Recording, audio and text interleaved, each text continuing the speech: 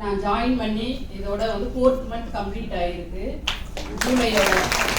ஆனால் நான் ஜாயின் பண்ணிவிட்டு நான் இந்த பிஸ்னஸ்க்கு இந்த ஆக்சிஸ் இந்தியாவுக்குள்ள வந்ததுக்கு மெயின் ரீசன் வந்து எனக்கு வந்து சிஇடி நம்ம சீஃப் எக்ஸிக்யூட்டிவ் டைரக்டர் செல்வியும் சிஸ்டர் தான் எனக்கு இதுக்கு அவங்களுக்கு வந்து இந்த டைமில் வந்து நான் ரொம்ப தேங்க்ஸ் சொல்லிக்கிறேன்.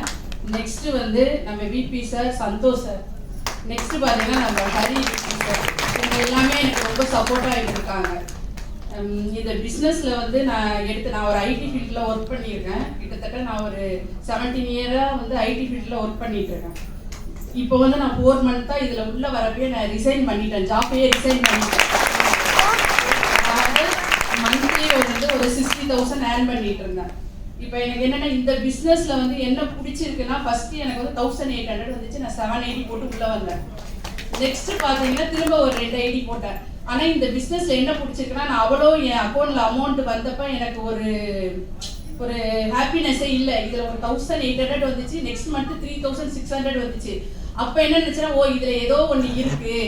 இதில் இன்னொன்று என்னென்னா நம்ம வேலெட்டுக்கே வருது பார்த்தீங்களா, அது எனக்கு ரொம்ப பிடிச்சிருக்கு. அது பேங்க் அக்கௌண்ட்டுக்கு போகாமல் நம்ம மொபைல்லே வருது, எனக்கு அது ரொம்ப இன்ட்ரெஸ்ட்டாக பிடிச்சிருந்துச்சு.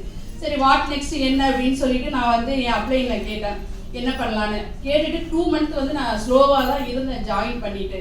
ஆனால் அவங்க என்ன பண்ணுவாங்க, செல்வி சிஸ்டர் வீட்டுக்கு வந்துடுவாங்க, வந்துட்டு போட்ட பீஸாக எடுக்க வேண்டாவா என்னன்னு சொல்லி ரொம்ப என்னை மோட்டிவேட் பண்ணி கேட்டுகிட்டே இருப்பாங்க. நெக்ஸ்ட்டு என்ன பண்ணலான்னு கேட்குறேன், நீங்கள் வாட்ஸ்அப்பில் ஸ்டேட்டஸ் வைங்க. அதுக்கப்புறம் நெக்ஸ்ட்டு என்ன பண்ணுங்கன்னா நீங்கள் வந்துட்டு ஸ்டேட்டஸ் வைக்கிறதோட ஜூம் மீட்டிங் அட்டன் பண்ணுங்கம்பாங்க. ஓகே அப்படின்னு சொல்லிட்டு நான் ஸ்டேட்டஸ் வச்சேன். ஆனால் எனக்கு ஃபுல் ரிசல்ட் வந்து என் வாட்ஸ்அப் ஸ்டேட்டஸ் பார்த்து தான் எனக்கு ஃபுல் ரிசல்ட்டு.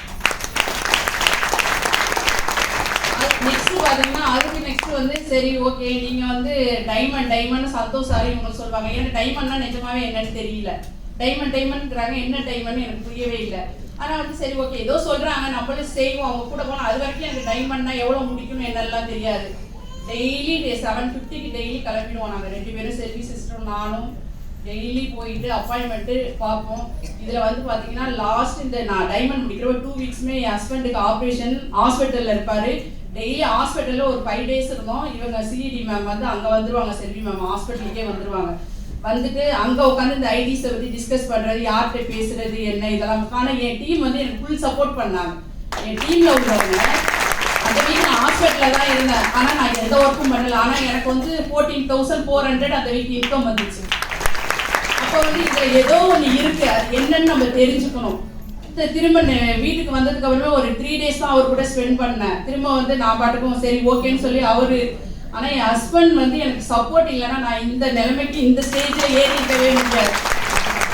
ஆஃபீஸில் வந்து ஃபைல் நல்லா பண்ணால் என்ன பண்ணுவாங்கன்னா 2 ஃபைல் எக்ஸ்ட்ரா தருவாங்க, பைசா எக்ஸ்ட்ரா கொடுக்க மாட்டாங்க. ஆனால் இந்த இதில் வந்து நம்மளுக்கு அமௌண்ட்டும் கொடுத்து மாலை மரியாதை ரெகக்னிஷன் இது எல்லாம் கொடுத்தாங்க. ஆனால் நான் இந்த தருணத்தில் ஒன்று சொல்லிக்கணும்னு நினைக்கிறேன். நான் ஹாஸ்பிட்டல் இருந்தோம், நாங்கள் ரிலேட்டிவ் யாருக்குமே சொல்லலை என் ஹஸ்பண்டுக்கு இந்த மாதிரி பிரச்சனை ஆப்ரேஷன். ஆனால் வந்து சிஸ்டர் நீங்கள் கொஞ்சம் வாங்கல ப்ளீஸ்.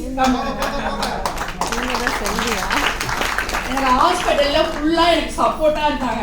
ஆப்ரேஷன் தேட்டரில் அவரை கூட்டிகிட்டு போகிறப்ப பசங்களை ஸ்கூலுக்கு அனுப்பிச்சிட்டு நான் இங்கேருந்து 8:20க்கு போகிறேன். அதுக்குள்ளே என் ஹஸ்பண்ட் ஆப்ரேஷன் தேட்டர் எனக்கு ஃபுல் சப்போர்ட்டாக இருந்தது இவங்க.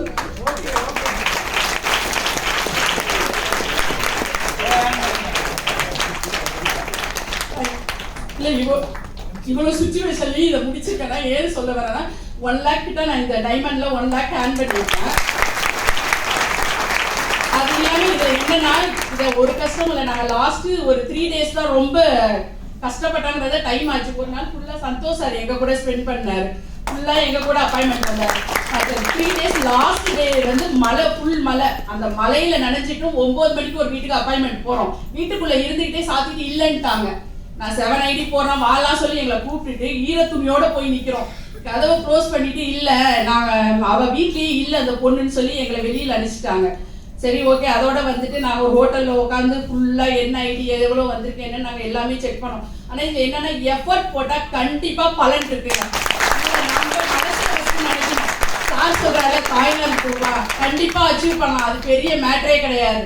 தாய்லாந்து கண்டிப்பா என் ஹஸ்பண்ட் என்ன சொன்னா, தாய்லாந்து நீ போகாத, அச்சீவ் பண்ணு, ஃபர்ஸ்ட் ஆளா அச்சீவ் பண்ணு, அதுக்கு மேல டிக்கெட் வேற யார்ட்டா நான் கொடுத்துட்றேங்கிறாரு. ஆனா நீ போக கூடாது, அந்த தாய்லாந்து பேரை கேட்டாவே ஒரு டென்ஷன் ஆயிடுற, நீ போகாத அப்படின்ட்டாரு. அதனால நான் கண்டிப்பா அச்சீவ் பண்ணுவேன், எல்லாராலையும் அச்சீவ் பண்ண முடியும். இன்னும் ஒரே ஒரு ரிக்வஸ்ட், நீங்க எல்லாரும் ஒரு ஐடியில இருந்து ஒரு 5 ஐடிக்குள்ள போட்டிருந்தீங்கன்னா எல்லாருமே இந்த வீக்ல 7 ஐடியா அதை சேஞ்ச் பண்ணு.